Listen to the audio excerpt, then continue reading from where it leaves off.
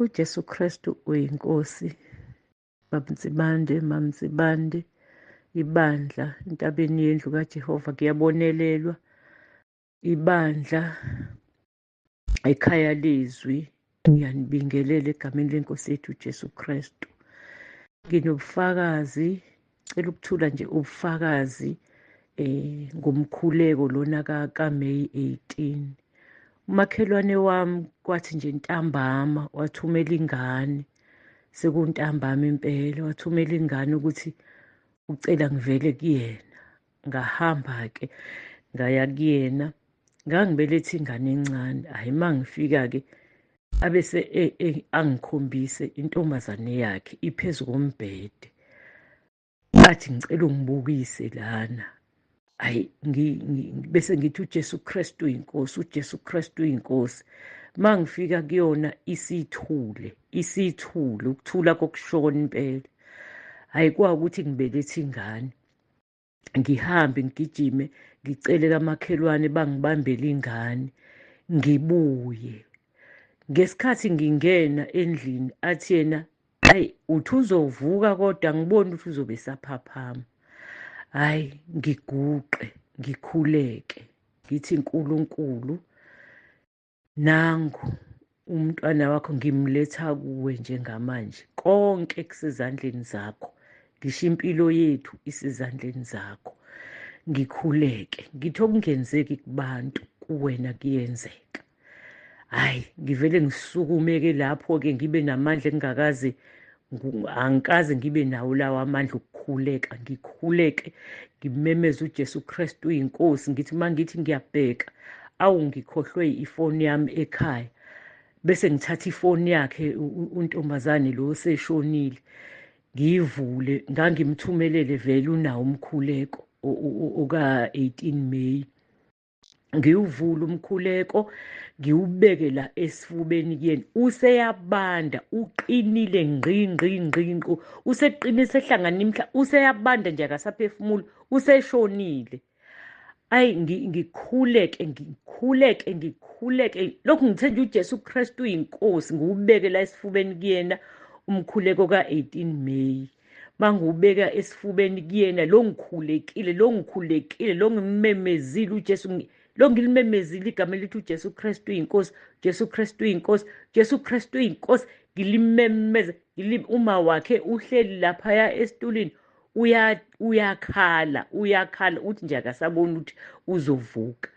Ngithe ngizwa isikhashana wayihohoza, kwanalesi khwehlela lesi esihohozayo, ilokhuzane isikhwehlela. Lokhu ngithandazile, uphela umkhuleko, ngiwuvule futhi ngiwubeke esifubeni sakhe. Hhayi, bese ngithi kuma wakhe, ngicela ungisize, ungibizele obaba uSithole. Hhayi-ke, lo ngiqhubekile mina, ngiyakhuleka kuze kube kungena omunye umakhelwane wami, naye futhi ngamfaka ekhaya lezwi. Hhayi, naye athi engena nje, angene ngiyakhuleka. Nanku umkhuleko wabaseRoma 10 uyasho la esifubeni kuntombazane. Hhayi, akhuleke naye avela nje uJesu Kristu uyinkosi, uJesu Kristu uyinkosi. Elokhu esho njalo ngikhuleke. Hhayi, kube ukuthi futhi ngiyambona futhi uma ngimthinta, asisekho lesikhwehlela lesi, kodwa akaphefumuli. Hlangene imihlathi ithe ngqi, womile, usewugodo. Hhayi, uma wakhe lokhu ethe, hhayi, angiboni ukuthi usazovuka. Ngithi mina uzovuka, uJesu Kristu uyinkosi, uJesu Kristu uyinkosi. Ngikhuleke. Hhayi, kuze kube bayafika obaba uSithole, bafika obaba uSithole, angene umama uSithole. Ubaba uSithole akangakwazi ukuthi yena angene ekamereni, wahlala e-dining room. Sakhuleka nomama uSithole-ke, manje sesikhuleka sobabili-ke, samemeza, savulela umkhuleko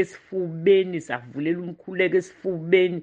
Hhayi, sithi masithi siyamthinta, hhayi, sibone ukuthi engathi usenakho ukuphefumula kancane. Hhayi, sikhuleke sikhuleka nje nobaba uSithole ngiyamuzwa ngale hayi uyakhuleka ubaba uSithole akhuleke ubaba uSithole nathi siyakhuleka ngala ayi sikhuleke ayi sibuye sime sithi masima umama wakhona uyena owayesesho esethi vulani umkhuleko siwuvule umkhuleko sikhuleke amantombazane akhona ilokhu efona nje manje selokhu efona ebuza ukuthi kunjani isimo sinjani ayaphendula umama uSithole athi uzovuka sakhuleka wavuka umuntu hayi engakaphaphami sithathe intombazane yakhona unesi athi asenze umbhubhudlo siwenze masithi siyamfaka umbhubhudlo ngesipuni awuvuleki umlomo amazinyo kuhlangene nje kuyinto ehlangene kodwa nje ngithi nje uma kungenile okuncane lokhu sikhulekile lokhu siwuvulelile umkhuleko hawu sithe siyabona hayi abesethi umama uSithole hayi nangegwinya anginakile mina lokhu ngimfaka ilokhu nje ngivula amazinyo ngizama ukuthi ngimqaqe amazinyo ukuze kukwazi ukungena akuvumi khona lokho ngixova iparish i-instant porridge ngiyixove nayo ngithi ngiyamxaka ngayo akwenzeki kungenzeki hayi kuze kugcine sekwenzeka awu ngimuza umama uSithole sethi hawe uyagwinya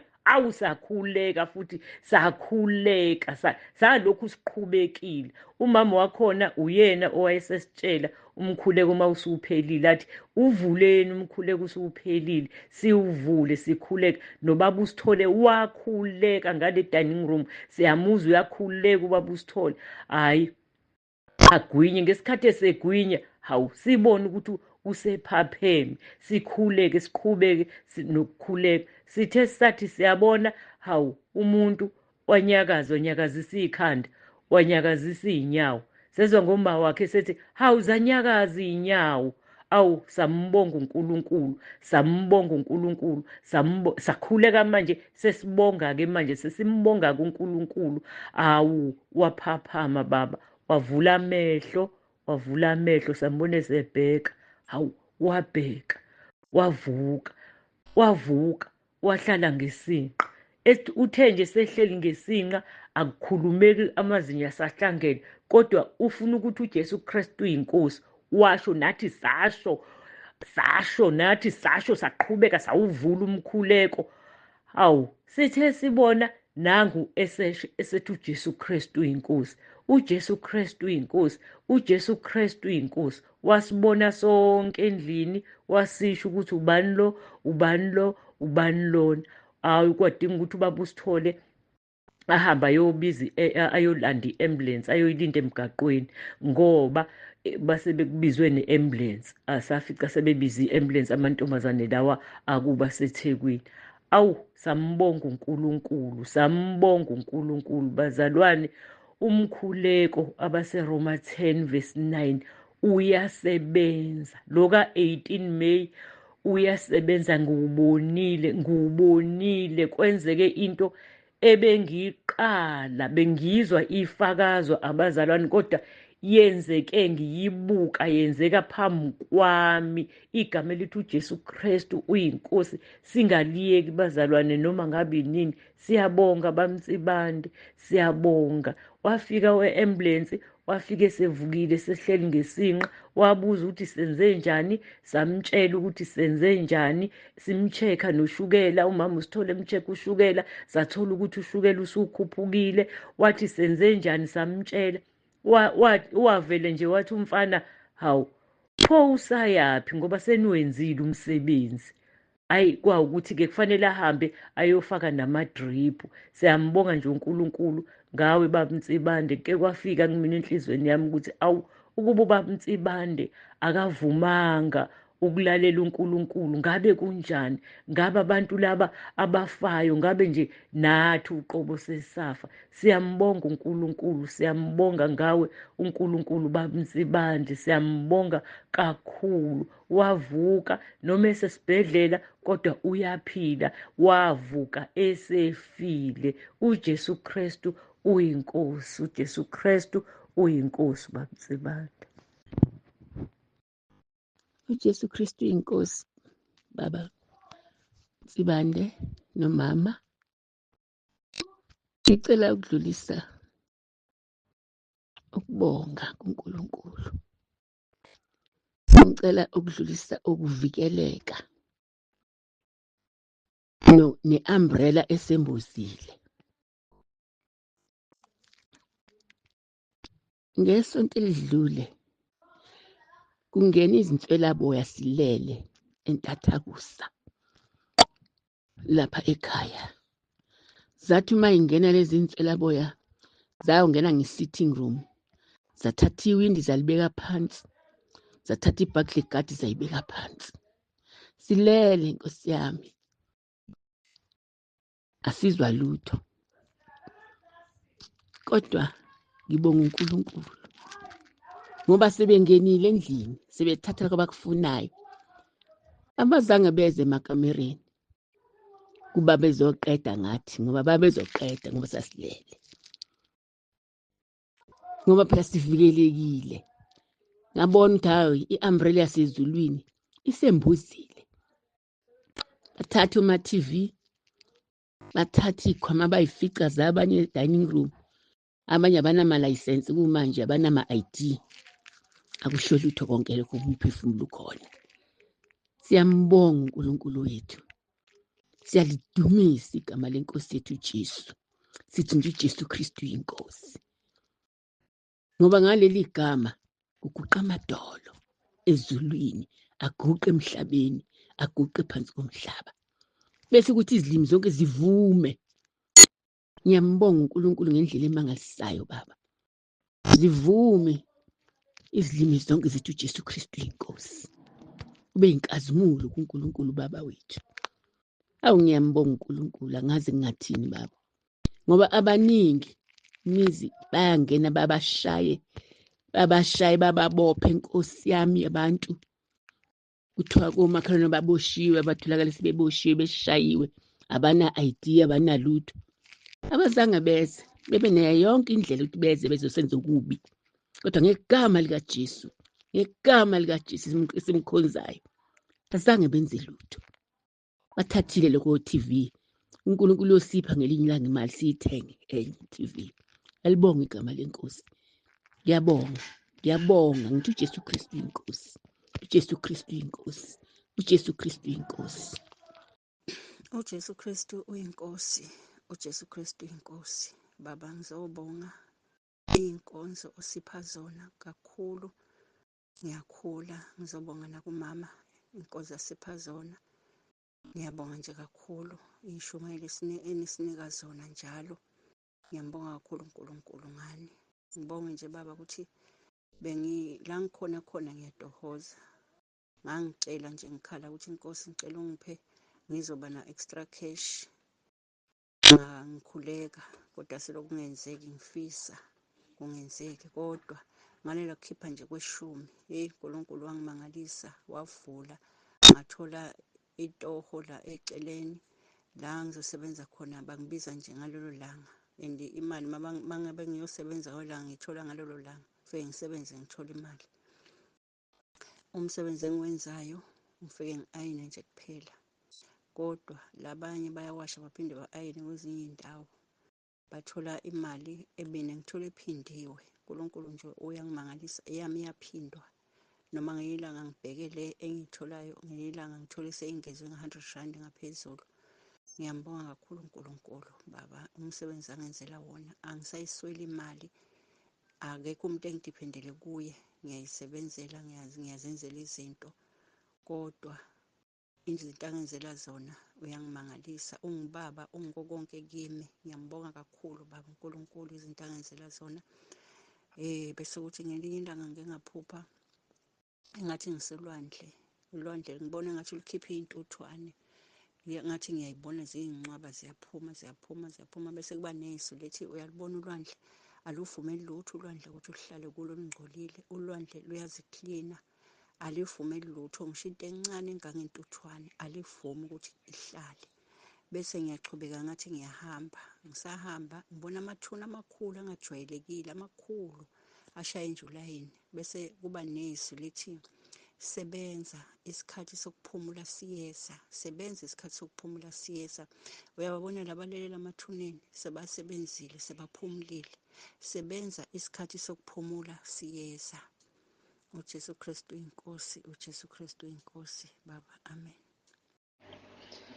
uJesu Kristu inkosi baba.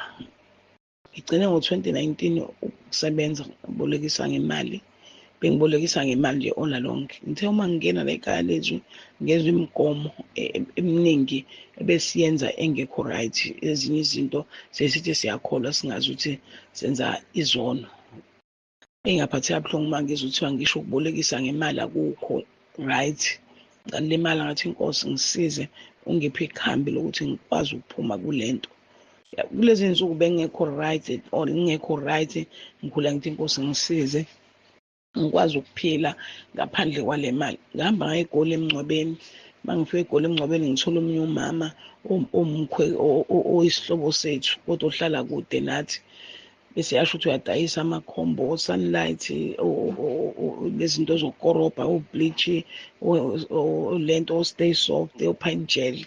Bese yabuza imali ethi 150. Bese ngithi mina aho wakufundelaphi? Ethe nayi wakufunda. Bese ngiyabuza ngithi mina ungakwazi sesungifundisa? Athi hayi ngingakwazi, yazi ngingakwazi ngaba wena oqala ungakwazi ukufunda. Ngithe uma ngithi ngiyabheka wathi ngingabuza athi ngingaqala, wathi hayi ungaqala ngoJanuwari. Ungaqala ngoJanuwari. Ngase ngiyambheka uNkulunkulu ukuthi ayikho into ayenza ngephutha empilweni yakho. Ngingena ekhaya lezwi ngoba bekufanele ngingene, ngoba bekufanele ngihlukane nezinto, ngoba kunabantu abahamba endleleni benezinto abahamba nazo abangazi ukuthi ziyisono. Ziningi izinto esiyibonile. Ziningi izinto esiyibonile. Sifundiswe into eziningi, indaba zokugqoka, indaba zokugcoba, yonke into nje izokuthi umuntu angayishintshi ibala. Ziningi izinto esiyifundile. Mina kuningi engikufundile. Ngiyambonga kakhulu uNkulunkulu. Senginalo ikhambi lokuthi njengoba ngiphuma ngiyekile ukubolekisa ngemali, sengizophila ngani. Sengizophila ngokuthi ngidayise, ngizofunda lento 1 week bese ngiya-order, ngihambe ngiyothenga amakhemikhali, ngithenge iy'gubhu, ngifake izinto zami lezi engizobe ngiy'fundele, hhayi imali ezalayo. Ngiyambonga kakhulu uNkulunkulu uba ngithi nje uNkulunkulu angimbonge, asibusisele wena, asigcinele wena. Asigcinele wena kakhulu. Ngiyabonga. uJesu Kristu inkosi. uJesu Kristu inkosi, uJesu Kristu inkosi. Ngicela ukuthula lobufakazi bokubonga uNkulunkulu ngemisebenzi yakhe asenzela yona. Ngiyabingelela ekhaya lezwi, ngiyabingelela nasentabeni kaJehova, kuyabonelela. Ngibingelela ubaba nomama egameni elikaJesu. Baba, bengifisa ukuthula lobufakazi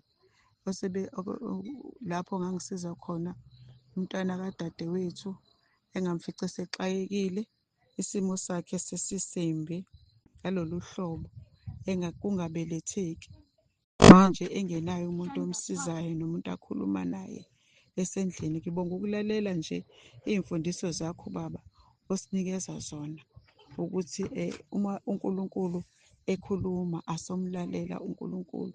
Nami ngibonga ukuthi ngelinye ilanga kwenzeka nje ngalalela ngoLwesihlanu, ngavuka ekuseni nje ngathi cha, ngisaya kubona eNdwedwe ngoba umntana udadewethu washona ngo-2021, wamshiya nobaba wakhe.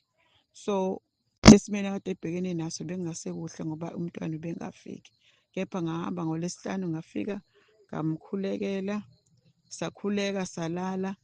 NgoMgqibelo futhi uNkulunkulu wathi cha, angimkhulekele ngimhlikihle nje isisu sonke, ngithi uJesu Kristu uyinkosi, ngisho lesi siqubulo saJesu Kristu oyinkosi, uJesu Kristu uyinkosi. Hayi, uNkulunkulu Baba wangamxukuza umntwana nje, ngisho njalo naye ngithi akasho njalo. Hawu, uNkulunkulu Baba wawenza umsebenzi. Kwathi ey'ntathako sazangesonto ngabo-3 nje wayesengivuse ngitshela ukuthi ma, nakho engathi khona okwenzakalayo, sengizwa ubuhlungu, sengibona ney'ndlela ney'khundla. Hhayi-ke bazalwane, uNkulunkulu wamsiza umntwana, wahamba waya esibhedlela.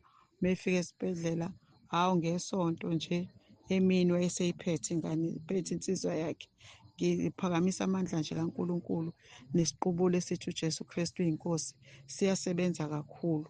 Ngiyambonga uNkulunkulu ukungena ekhaya lezwi, kuningi esengikufundile futhi ngiyathemba kuningi engisazokufunda ngendlela uNkulunkulu asisize sibambelele emazwini kaBaba. uNkulunkulu engathi angakubusisa baba nomama ngokuthi nisikhanyisele indlela okufanele sihambe ngayo njengabantwana bakaNkulunkulu.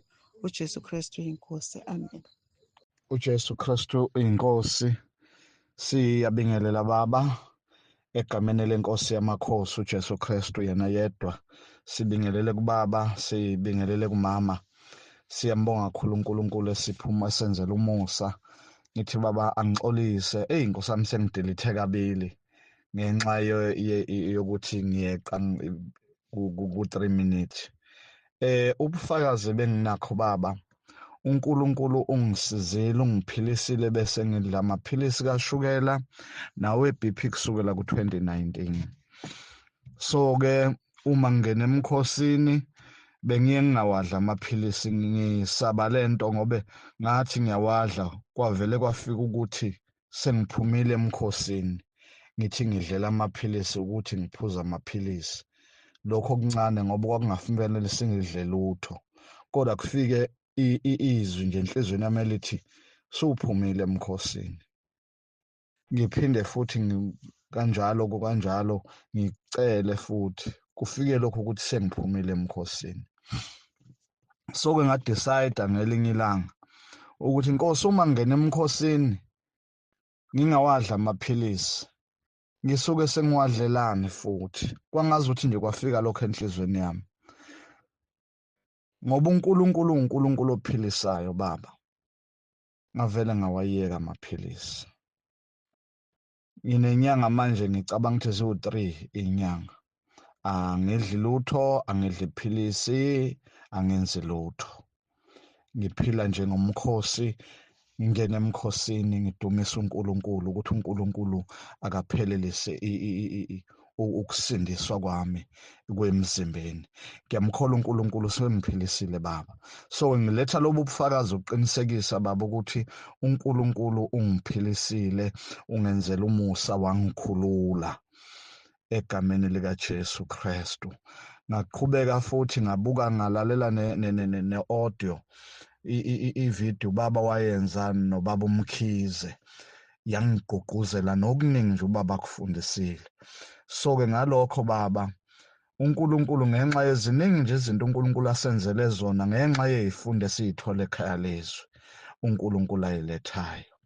So-ke isinqumo sesithathile-ke nomndeni wami ukuthi mina nomndeni wami siyangena ekhaya likaNkulunkulu intaba yendlu kaJehova. So umndeni wakwaNxumalo wonke usunguwasentabeni.